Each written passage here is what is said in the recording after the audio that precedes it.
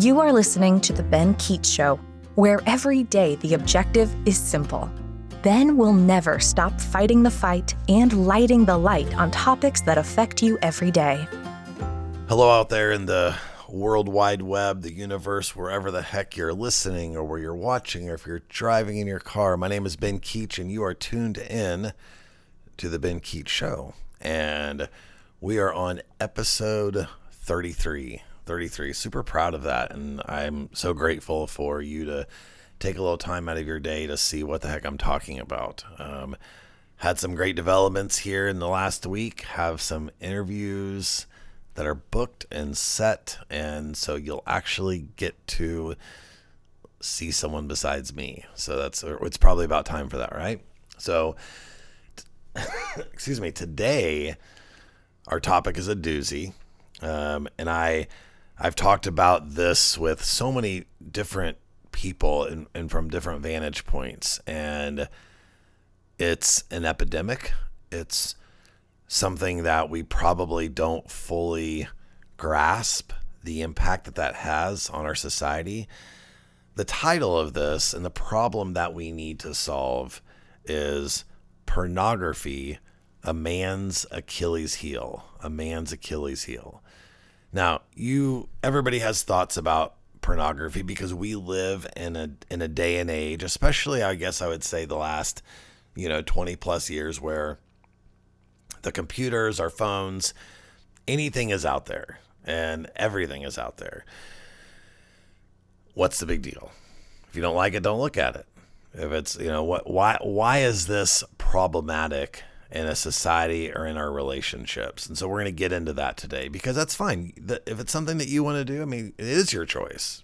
It's available for anybody to do whatever they want with it. And the way it grows and the way it kind of encompasses our society, it has a life of its own. It really does. So let's look at it. And so if we don't have anything to worry about or hide, we can let's just have an honest conversation about what it is and how things have changed.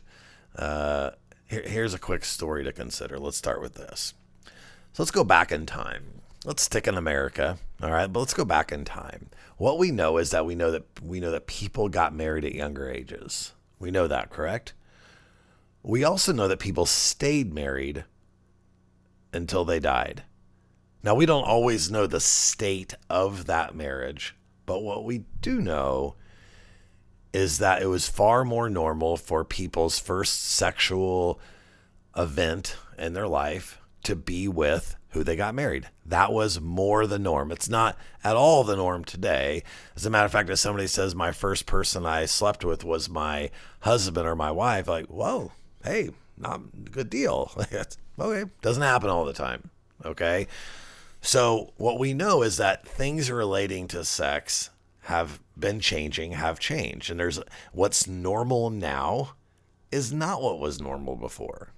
Okay. So we go back into time, and this statement that I'm about to make is a very true statement. The first time a spouse was to see someone of the opposite sex naked, it was on their honeymoon. It was after they're married. I'm not saying that, of course, I'm not, again, I don't know when Thomas Jefferson first had sex. Like, I don't care either. What I do know is that the norm was that. First of all, there wasn't material out there. There wasn't phones. There wasn't magazines. There wasn't videos. There were prostitutes in bars only males could go into. So again, females, the first thing they're going to see is on their honeymoon. And those were men. Those weren't usually necessarily 15-year-olds, even though 15-year-olds were getting married. So what we know, and again, I want to be clear, why is this important? What we know is that men and their minds and their sexual energy and their drive, whatever that is, that they were going to get married younger, but that their experiences with what they saw and what they put in their mind was very true to the one that they loved. Okay, generally speaking. Okay, what's changed are images, videos, and all of the kind of things out there. What's changed is that we are able to put so many more things into our minds. So, okay, well, sure. Okay, what's the big deal? Why does that even matter? All right. Well, let's look at intimacy and what's important about intimacy. Intimacy is the ability for a couple to be truly connected in all the ways. So true intimacy is connected to what you do before sex, what you do after sex, and sex is just simply an act that brings it all together, if you will, right? Okay. So what does pornography do? What pornography does is it takes the intimacy and bye-bye. Like, you're not going to be a part of it. There's nothing intimate about that. Zero intimacy in pornography, right? And so what we do as men, when we put these images and these scenes and these things into our minds, it doesn't have anything redeeming. Well, we know what it does, but there's nothing redeeming about that. It's actually not even really the true element. Here's look at it like this. Go ask a woman, what does good sex mean to you and what does bad sex mean to you? Just ask her the question. I don't know how she's going to answer it. I can tell you I can tell you what she's thinking. Ultimately, good sex that a female is going to answer that question is going to be derived around the topic of intimacy, how they connect, how they feel, not just in the moment, but all of it. The entire relationship is an intimate emotional experience for women. When men take a really big part of intimacy out and they say, I'm going to do this without you. I'm going to look at her in that way. There's nothing intimate about it because you don't know her. It's not a real person in the sense of somebody, you're not Facebook friends. Well, you might be, I don't know. It's an abstract event.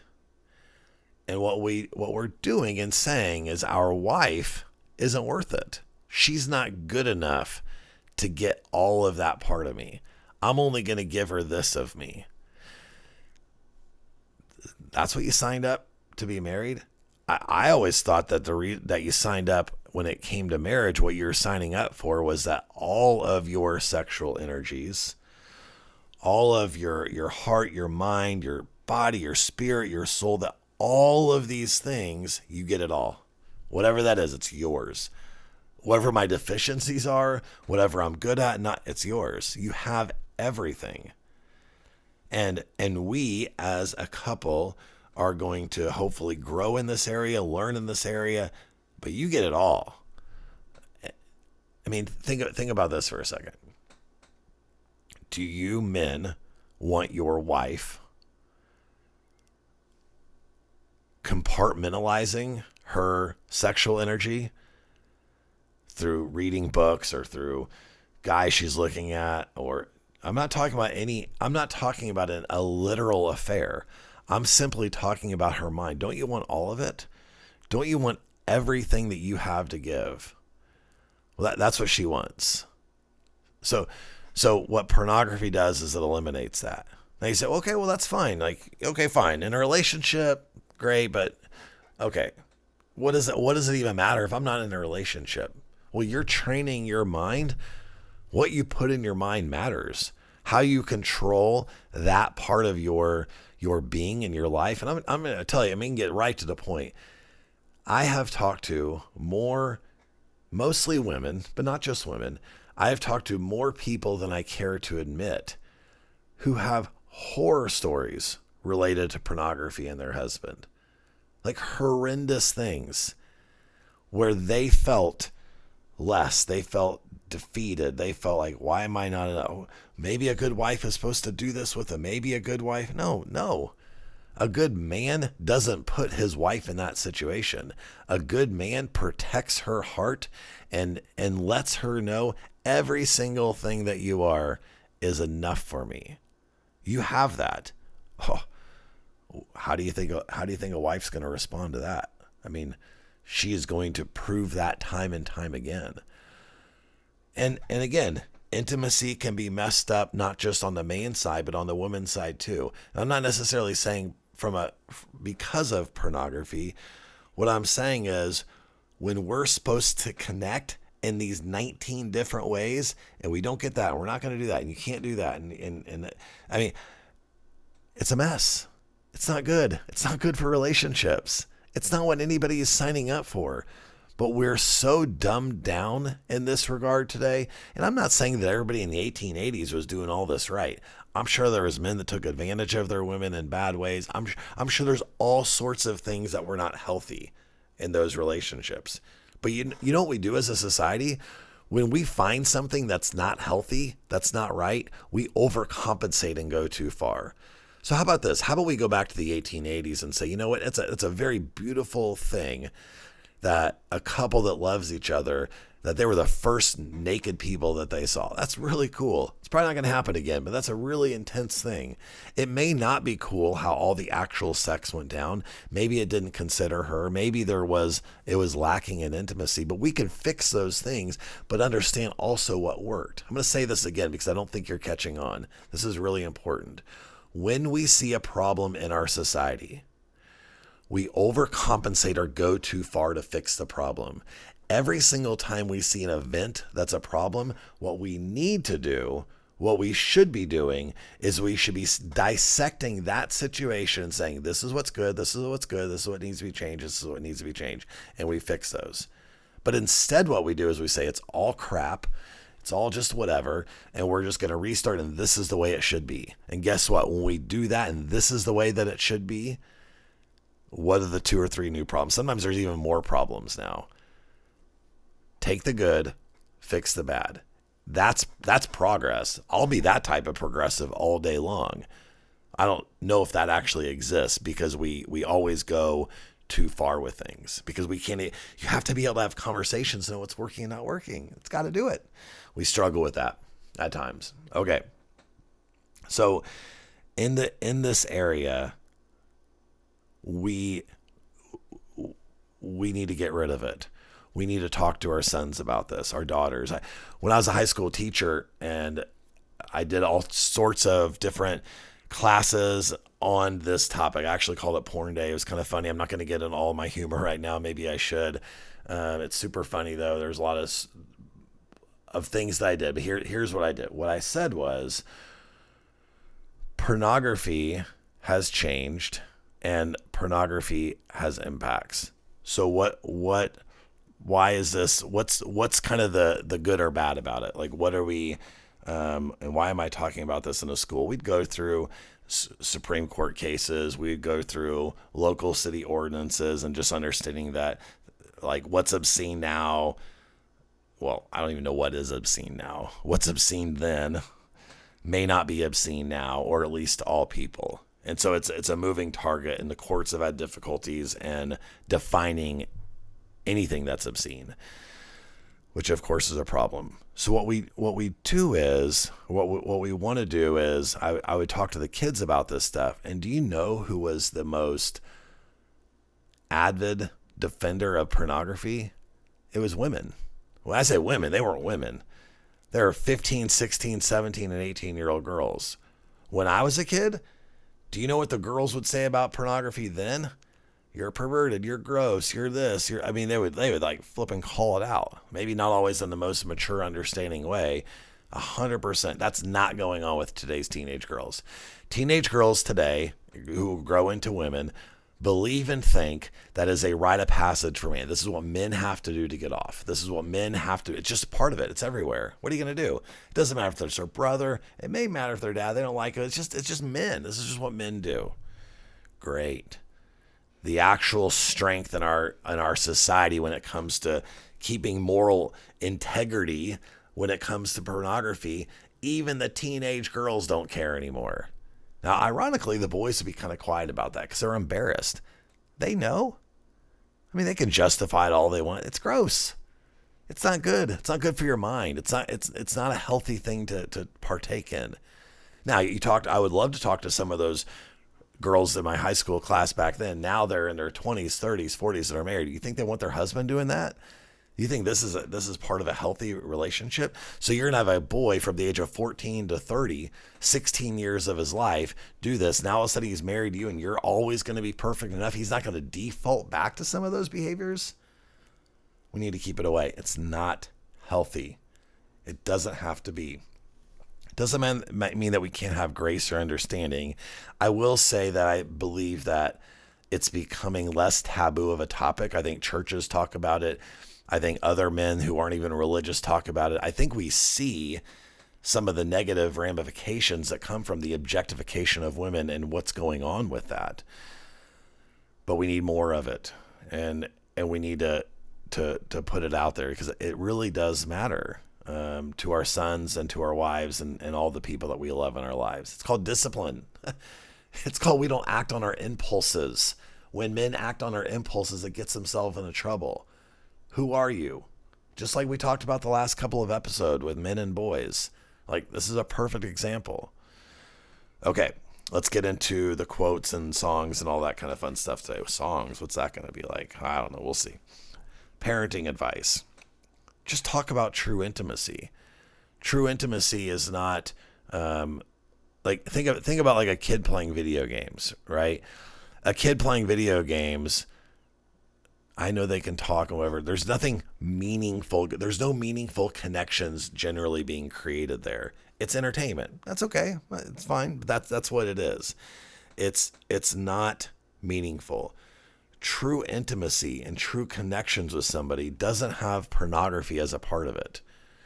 True connections with someone means that there's an intentional way that we connect with somebody's soul, with their mind, with their bodies. Like that is we don't need any of that. We don't need that. Doesn't do anything. It's as meaningless as a video game.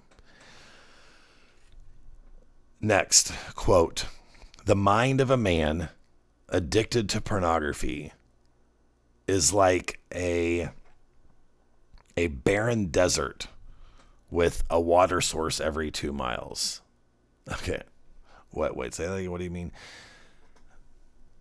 When I think of a barren desert, right, I think it's hot, it's empty, there's not much life. Pornography is as meaningless as that. It's as superficial and whatever it's at. It has one objective. Well, outside of making money for some people. But it has one objective. Okay, it is that. And I understand that. I don't want this podcast to come across in a judgmental way about anything. Like, we all have our strengths and weaknesses. We all have our shortcomings and failures. It's not even judging women who want to make money at it. Like, I get it. Like, there's good money out there. Like, we know it. Fans only pay, whatever those, like, there's money out there. People are doing it. Like, I understand that. I prefer to look at it from the man's point of view on how we lead in this area, regardless or versus, calling out females who partake in this area to make money. I love capitalism, but I wish that dollar figure would dry up a little bit. But that water source every 2 miles in my quote, what I'm meaning from that is, yeah. So you get that hit, right? A couple days later, you get that hit. There's nothing in the middle. What intimacy is in relationships, it's like the Garden of Eden. It's like a gift that is always giving, whether it's in the bedroom or not. And that's what we want that's what people want. There's not a woman that doesn't want that on some level. Even if she's, anyway, I'm not going to go in that way. Okay, so my song today is super simple. Just a good song. Crosby, Stills, Nash, and Young. Just to teach your children. Teach your children about this. Have conversations about not just pornography, but all levels of intimacy. This is something that needs to be talked about. It can't just be something that, well, they'll figure it out. This is just how they're going to get off. This is just, no. We need to have conversations about it. We need to teach our children.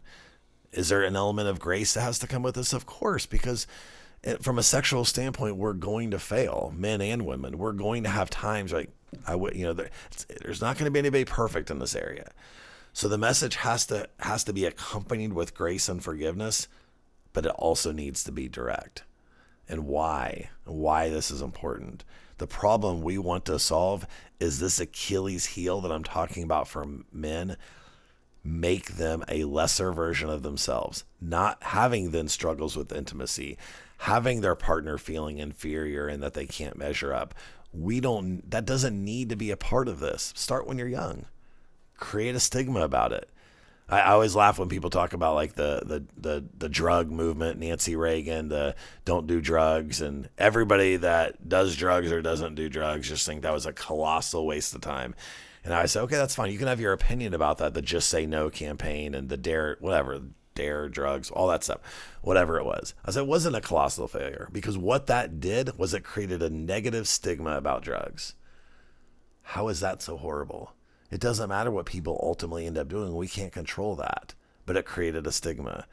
We can do the same thing for our children and for our societies. We need that stigma back when it comes to pornography. It used to be easy because we couldn't access it. It wasn't everywhere. Now it's everywhere. So our only hope is to develop a mentality, you're better without it. And that would be a good thing. So anyway, thank you for this adventure through pornography land today. I hope you learned something. I hope you stay away from certain things. And I hope that you can help create a stigma to like, you're better without it. And everybody will love you more for it. I can promise you that. Anyway, have a great day. Can't wait to talk to you next time. Leave me some comments. Nothing pornographic, but leave me some comments. I'd love to read it. Have a great day. Talk to you soon. See you later. Bye. Thank you so much for listening. Let's keep the conversation going. You can reach out on Ben's website, www.benkeechshow.com, or on social media to chat.